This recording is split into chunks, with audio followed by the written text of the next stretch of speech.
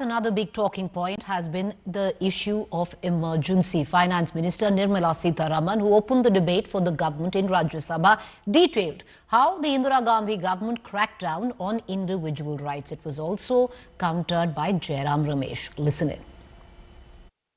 Coming in November 76, the amendment demonstrates the progression of the Prime Minister and her government from having near absolute power without a coherent program, other than the protection of her prime ministry to power expressed through fundamental constitutional change. So, unquote.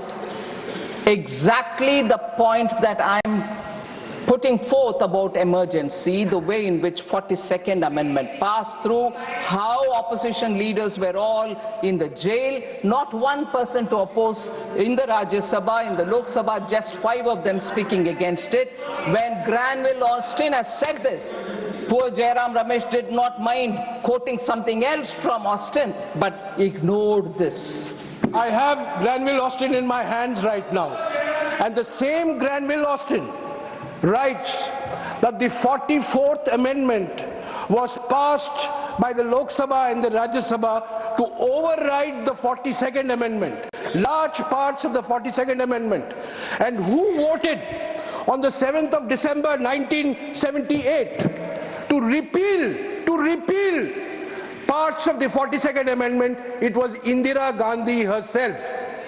That I have right from the beginning said. Yes, Der Aya Durustaya is what the Hindi language gives me. But the fact remains, and I'm glad that she changed her mind. It was such an improper thing to do during an extended tenure of the parliament. And an improper thing, even worse to do, putting the opposition and then seeking a constitutional amendment. So at least in 78, after a massive defeat, which of course later she overturned and won the election and came, that's a process, that's an electoral process. That is the electoral process. And electoral process does teach lessons. Does teach lessons, and Srimati Indira Gandhi learned that lesson.